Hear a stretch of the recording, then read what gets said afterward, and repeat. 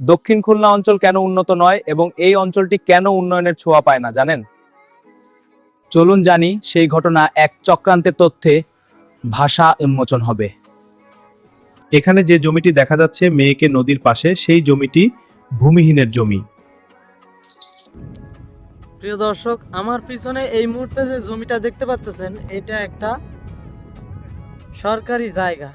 এই যে জমি, এই যে মাছের খামার দেখতে পাচ্ছেন, এই এই জমিটা মূলত নিজ করি আছে যে নেদারল্যান্ডের ব্রিটিশ এজেন্ট যারা আছে, সেই ব্রিটিশ এজেন্ট এই জায়গাটা মূলত দখলদারিত্ব করে খায়। এটা ভূমিহীনদের দেওয়ার কথা, কিন্তু আমি আপনাদেরকে একটা ডকুমেন্টস দেখাই। সেটা হচ্ছে যে এই জমি যারা খায় তারা কিন্তু এইখানে ব্রিটিশ এজেন্টরা বাস্তবায়ন করে, এবং এই যে জমি আছে যাদের, এই অঞ্চলে উন্নয়নগত কাঠামোগত পরিবর্তন হয় না, চাইলেও করতে পারে না। এদেশের গভর্নমেন্ট যদি এখানে কোনো উন্নয়নগত বা কোম্পানি করতে চায়, তাহলে এদেশে এই আঞ্চলিক যে ইকসাম আছে বা ব্লু গোল্ড আছে, তারা এখানে বিভিন্ন ন্যারেটিভ তৈরি করে এখানে বাধা বিঘ্ন ঘটায়, যার কারণে এই অঞ্চলের মানুষ সারা জীবন হতদরিদ্রতার ভিতর দিয়ে জীবনযাপন কাটাচ্ছে।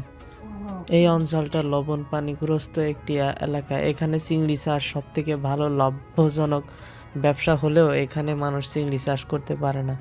এর কারণ অনেক ক্ষতি হয় এই অঞ্চলে, যার কারণে চিংড়ি চাষ করতে দেয় না ইকসাম সরকার।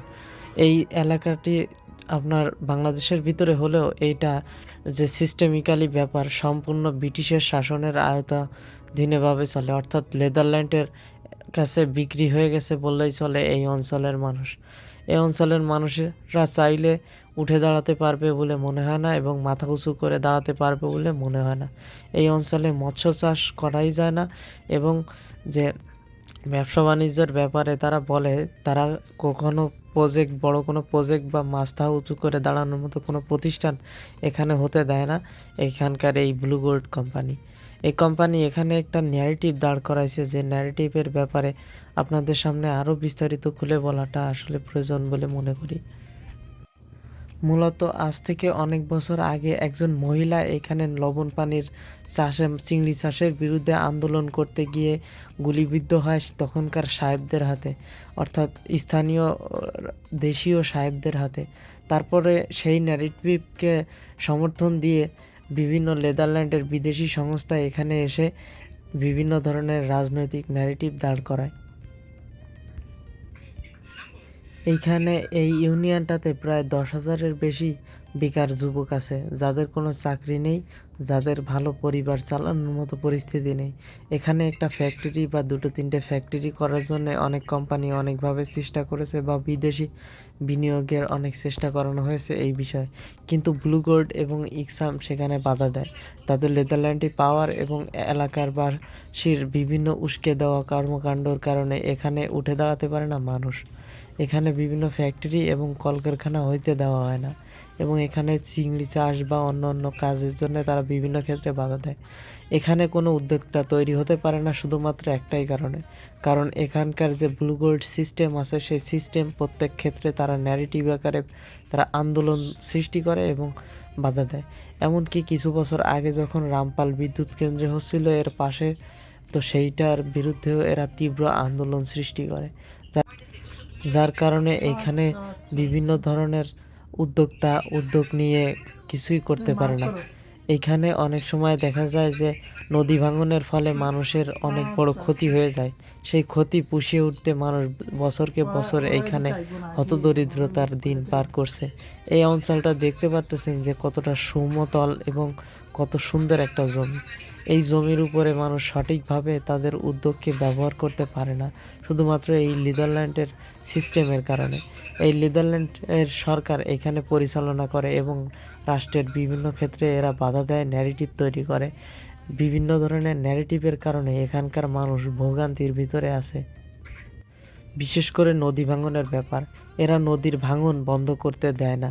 নদীর ভাঙন বন্ধ না করার কারণে নদী বারবার ভেঙে যাচ্ছে এবং মানুষের ঘরবাড়ি নদীর ভিতরে হারিয়ে যাচ্ছে ক্রমশ, যার কারণে মানুষ ভূমিহীন হচ্ছে এবং ভূমি উচ্ছেদ হচ্ছে।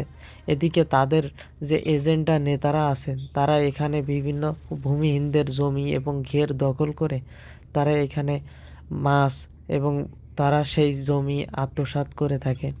এক্ষেত্রে রাষ্ট্র কোনো দেখভাল করে না, যেহেতু প্রত্যন্ত অঞ্চল। তবে এই প্রত্যন্ত অঞ্চলের যে জমি আছে উর্বর জমি, সেই উর্বর জমিতে চাষবাস করা অবশ্যই সম্ভব। তারা যে চাষবাস করানো পদ্ধতিগুলো দেখায় সেগুলো আমাদের এই পরিবেশের সাথে আসলে খাপ খাওয়ায় বা মানিয়ে উঠতে পারে না। তো তারা এই যে ন্যারেটিভগুলো দাঁড় করায় বা যা কিছু করতেছে, এটা এই অঞ্চলের মানুষের জন্য হুমকি হিসাবেই ধরে নেওয়া যায়।